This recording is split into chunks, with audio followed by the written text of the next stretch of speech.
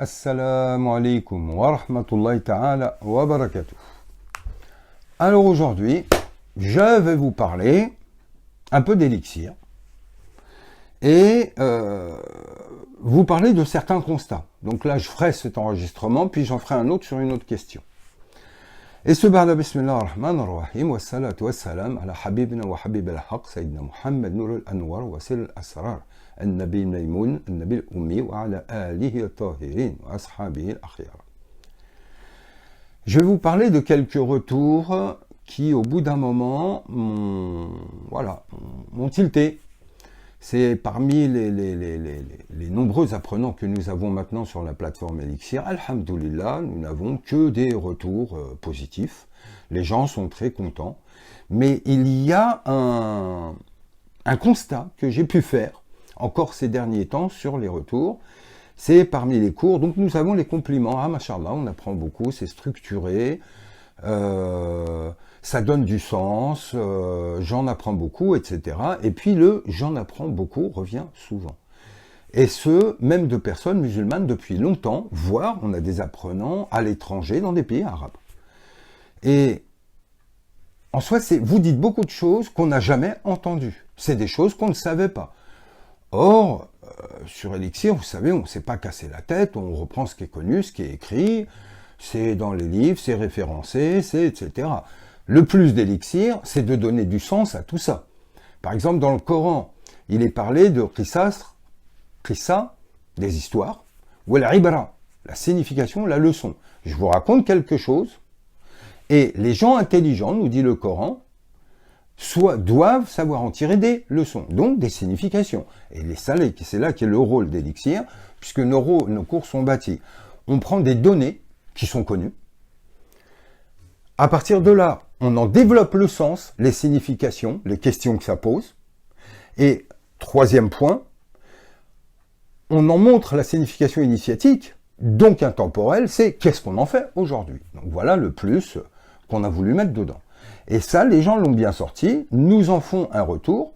Mais ce qui est étonnant, c'est que sur la première partie, les données qu'on n'invente pas, on va aller chercher dans les différents enseignements et écrits, des générations et des savants qui nous ont précédés, dans le Coran, dans le Hadith, etc.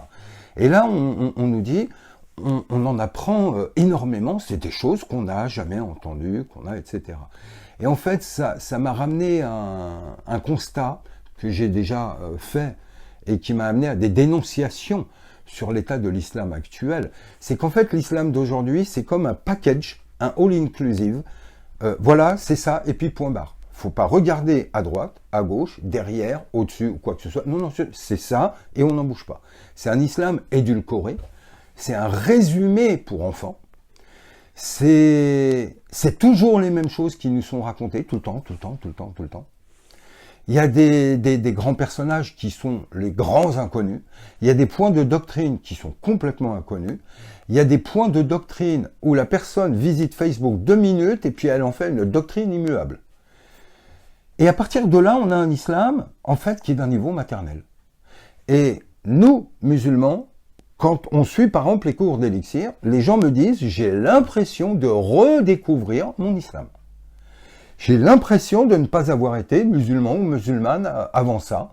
Il y a tellement de choses que je ne savais pas. Or, comment se fait-il qu'on ne les savait pas?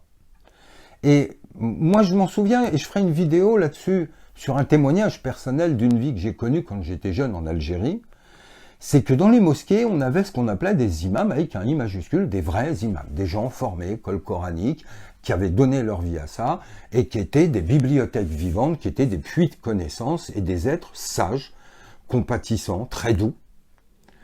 Et en fait, à l'oral, tous les jours, on avait de l'enseignement.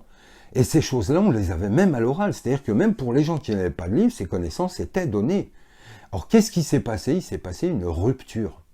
Comme dit le Coran, j'ai souvent l'impression de vivre un passage de la sourate Yasin, quand il lui dit « Litundira qawman ma undira abahum fahum ghafilun » afin que tu avertisses un peuple qui n'a pas été averti et enseigné par ses ancêtres. C'est comme s'il y avait une rupture de transmission et qu'à un moment donné, on a une génération où il n'y a plus de transmission Et on a un espèce de quelque chose édulcoré, éculé, uniforme, répétitif, focalisé sur tout ce qui est secondaire et quasi inutile, où l'essentiel est complètement oublié et mis de côté, où l'intelligence n'a plus le droit de citer. Et en fait, quand j'ai vu ça, là j'ai eu quelques retours d'apprenants et qui se sont multipliés en 10 jours. Et ce constat m'a à nouveau fait mal au cœur de me dire, que reste-t-il de l'héritage du prophète Mohammed sallallahu alayhi wa sallam? Qu'a-t-on fait de cet héritage? Et aujourd'hui, malheureusement, c'est un héritage tellement maltraité qu'on pense qu'on est musulman. Aujourd'hui, j'aurais l'audace de dire que la grande majorité ne sont plus musulmans. Les lieux saints sont saints par nature, mais ne sont plus saints par les gens qui les tiennent et qui les visitent pour la grande majorité. Pas tous, mais la grande majorité. Les enseignements qui nous sont donnés sont complètement éculés. C'est un disque rayé. On entend tout le temps les mêmes fadaises. On est sur des plans moraux quasi tout le temps. Sur le plan de la connaissance, il n'y a rien. Et énormément de choses. Par exemple, que la première Kaaba construite l'a fut par Adam. C'était une tente ronde. Combien de musulmans le savent? Que quand il arrive, il voit les anges tourner autour de la pierre noire, qui déjà est blanche à l'époque. Et ces histoires, par exemple, le pèlerinage islamique, il est bâti là-dessus. Que toute l'histoire de Arafat, elle tient, c'est un rite qui date d'Adam et Ève. Que le Sa'i, Safa ou le Marwa, c'est un rite abrahamique, et que le pèlerinage que nous vivons n'est pas mohammedien. Le prophète ne fait que lui redonner vie. Mais en soi, c'est existant depuis Adam, tout ça. Or, il en est pareil pour la salade, pour la zakat.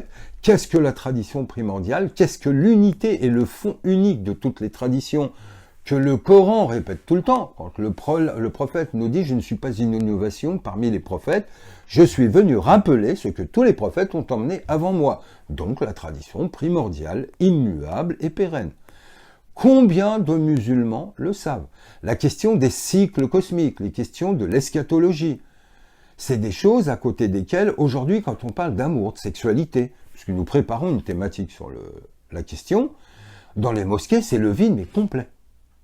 Je reviendrai par exemple sur des questions dans une autre vidéo sur la question des traumatismes.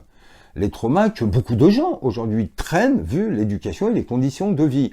Où est-ce qu'on en parle dans les mosquées? C'est tabou, voire les imams sont tellement ignorants de ces questions qu'ils ne les abordent jamais.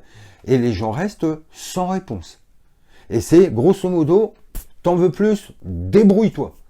Voilà pourquoi Elixir est là. C'est plus débrouille-toi, justement. Nous allons aborder sans langue de bois toutes ces questions et remettre la connaissance de la tradition complète à jour. Et c'est pour ça qu'Elixir est une arche, parce que c'est là qu'on pourra y trouver justement tout ce qui n'a plus cours ailleurs. À très vite, Inch'Allah. Salam alaikum.